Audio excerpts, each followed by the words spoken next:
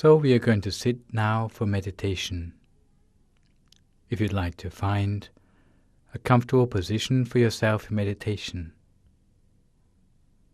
having done chanting in homage to the Triple Gem, from this moment forth, all of us should do our best to realign our minds with the pathway towards nirvana.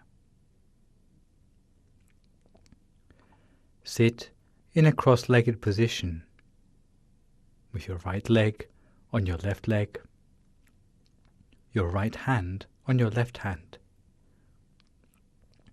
the index finger of your right hand touching against the thumb of your left hand, with your hands resting palm upwards on your lap. And close your eyes very gently. Close your eyes gently, as if you were only half closing them, almost as if you were closing your eyes to go to sleep. Never squeeze your eyes closed, and make sure there's no pressure around your eyes. Fill your mind with happiness and joy. And suppose that inside your body is bright and clear, free of any sort of worries or anxieties, with no worries about anything at all. Imagine that inside your body is just a hollow cavity, and feel as if you were sitting alone in empty space, without any organs or tissues, without any muscles or bones, as if it is completely empty inside yourself, spacious, like a hollow cavity inside yourself, rather like a crystal tube or a diamond pipe, clear and bright, transparent inside yourself, as if the surface of your body is as delicate and clear as a bubble, hollow, with an empty space inside yourself, like a crystal or a diamond tube. And we bring our mind together at the center of our body, at a standstill, at the center of our body, the seventh base of the mind, which is approximately in the middle of our stomach, 2 fingers above the level of our navel. To be precise, you can imagine that you take 2 thin threads, one running from your navel directly through your back, the other running from the right side to the left side, so that the 2 threads come to an intersection at the center of the body. The intersection is no larger than the eye of a needle. 2 finger breadths above the intersection is a point we call the 7th base of the mind. To see this point clearly, your mind has first to be at a standstill, which means that we must have no further thoughts. But in practice, we can approximate to this point, or we can just focus our mind anywhere in the center of our stomach, giving it the benefit of the doubt, anywhere which feels right for you. And later, when the mind becomes more refined, it will come precisely to the center of its own accord. Today, as we meditate, we'll take the opportunity to explore the greater implications of meditation towards quality of life and quality of the environment, in contrast to the opinion often put about that meditation is selfish and is running away from the problems of the world. The existence of defilements in the mind, such as greed, hatred, and delusion, affects not only the quality of our mind, but also the quality of our life, and even has an effect on the environment around us. The quality of the mind affects the environment rather than vice versa. Because our actions affect the world we live in on 3 different levels of description, otherwise known as the world of formations, or Sankhara Loka, the world of beings, or Satta Loka, and the world of location, or Okasa Loka. When we talk about the world of formations, we mean the body, which is home to our mind. The quality of our mind affects our physical health and our longevity, as we can see from studies on meditation, which show improved rates of convalescence in patients who meditate regularly. When we talk about the world of beings, we talk about the nature or disposition of all beings in the world. Often the tendencies to aggression, which bring about war in the first place, can be bypassed completely if those making the decisions in the world have their mind calmed by meditation the whole of the time. When we talk about the world of location, we mean the quality and abundance of the physical environment we inhabit.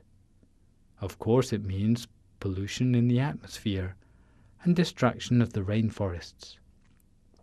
But in Buddhism, we see that such environmental damage is just a symptom of damage which is going on much deeper in the human mind. And if the minds of people in the world were purer, then the environment would automatically become free of ecological problems. Thus, the importance of events like Earth Day or World Meditation Day is that large numbers of people the world over sit for meditation to benefit the world as a whole.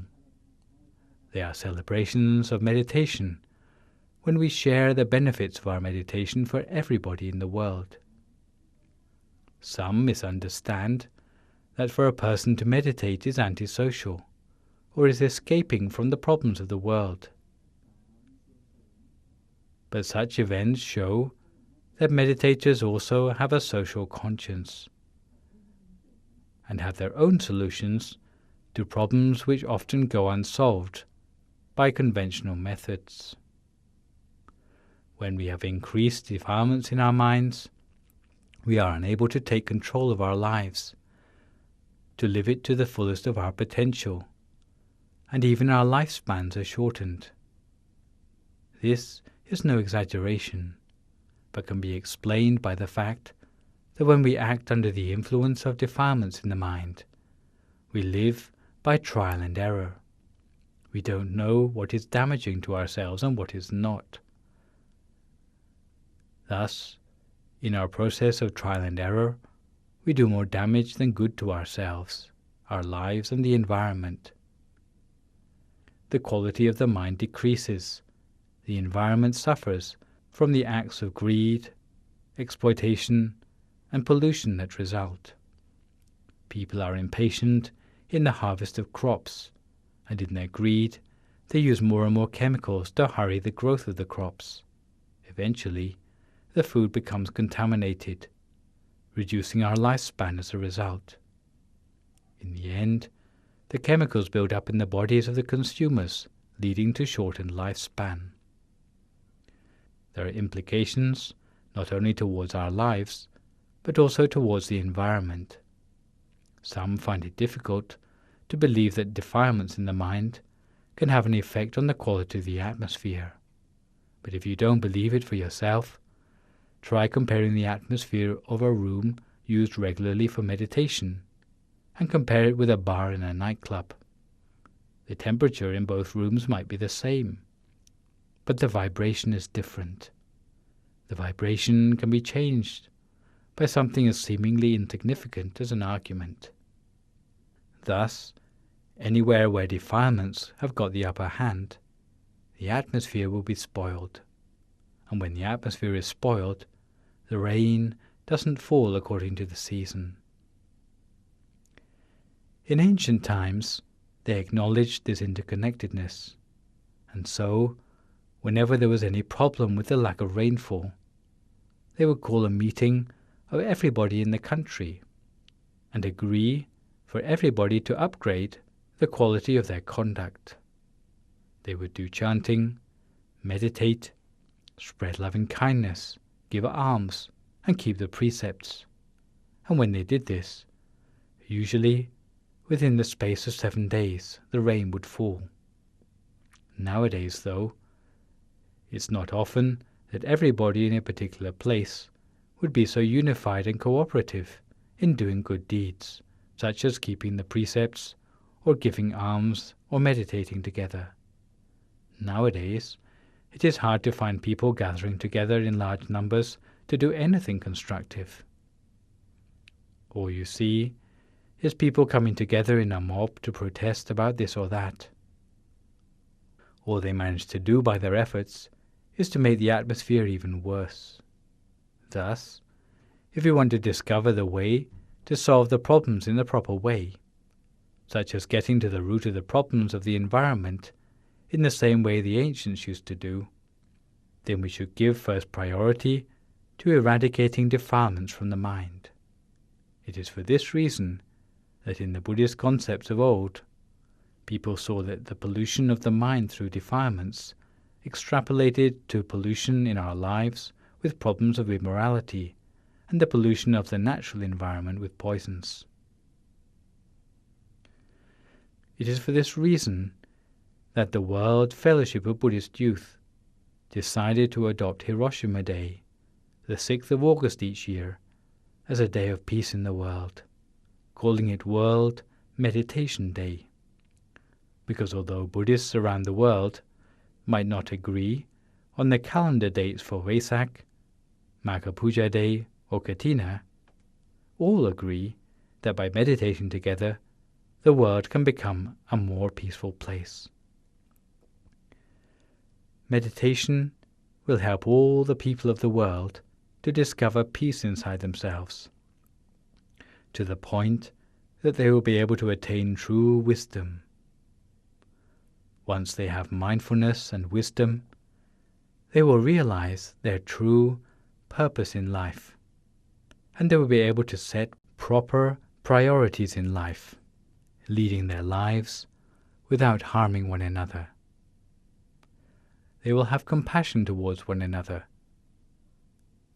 Therefore, World Meditation Day is a great opportunity for all of us to spread loving kindness and share the benefits of our merit for all the people of the world, with a wish that they too may attain true peace inside, that inner peace may be the basis of world peace, that they may overcome all their aggression and ill will in harming one another, so that their minds may be filled with loving kindness and compassion, that they will be willing to share what they have with others.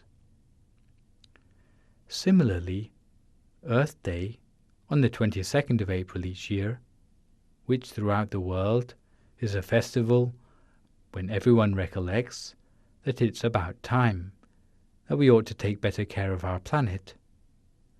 Again, we see care for the world on all 3 levels of meaning. By sitting together for meditation to cultivate purity and clarity, which is refined in our mind and can be enlarged to the world on all 3 levels: the level of the body, the level of the community of beings, and the level of the environment too. Something that can start from inside our very own minds, to purify the earth on all 3 levels, even to the extent that the planets, the stars, the sun, the moon and the galaxies, even the cosmos, reaching all beings irrespective of race, creed, nationality, or religion, so that all may be purified completely of all forms of decay. All of these things start out from a bright, clear mind inside ourselves, and it's the starting point for the seed of peace on our planet. This is why we have to bring about real peace in the world by this method, because the real peace comes from the peace inside ourselves. World peace must come from inner peace, and this peace will enlarge continuously to bring real peace in the world. We have to practice peace and enlarge peace from the inside out by cultivating our mind in a bright and a peaceful way.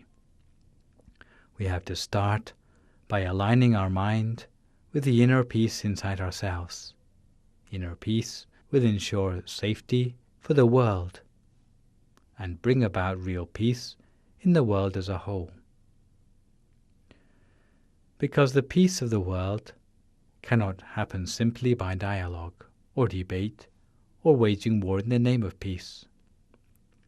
But what we can learn from history is that external wars, for various reasons, have never brought about lasting peace in the world. All wars have managed to achieve is to bring about suffering in our human community. More justified than the external wars are the wars we must wage inside ourselves. The war inside the mind which we must wage is a war that does not lead to casualties or cruelty. It is a war by which we must face up to our real enemy, which is the defilements in our own minds, whether it be the defilements of greed, hatred, or delusion, which are latent in our minds. These are our real enemies, the enemies of all beings in the world. Each time we go onto the battlefield of the mind, although there are no casualties, there's nothing to cry about from the losses of the battle, but to the contrary, at all levels of this battle inside, the more we manage to overcome our enemies on the battlefield of the mind, the more happiness will come to us. A sort of happiness which has no admixture of suffering at all. This happiness will be established in our mind in the place of suffering. So real peace in the world can only come about when everyone in the world can bring their mind to a standstill, to attain inner peace inside themselves. It cannot happen by the power of supernatural beings, but it has to come from ourselves. It has to come from the grassroots efforts of individual people, cooperating together, and the peace of each individual person will combine to protect the whole of our planet, and at that time, all the people in the world, and the world itself, will come across true and lasting peace. This is something which people have been searching for since time immemorial. But what we discover is that our efforts have been in vain, because we've been looking for peace in the wrong place. We have overlooked the fact that the peace we are looking for already exists inside ourselves. In fact, the real peace, the real success and fulfillment, is not something which we have to look around ourselves for. We can find all of these things inside ourselves, at the center of our body, at the seventh base of our own mind. And each person can find it in their own mind just as we can, with no exceptions in respect to creed, nationality, or religion. By bringing our mind to a standstill at this point, and nowhere else. Because if we focus our mind anywhere else, we cannot meet up with inner peace.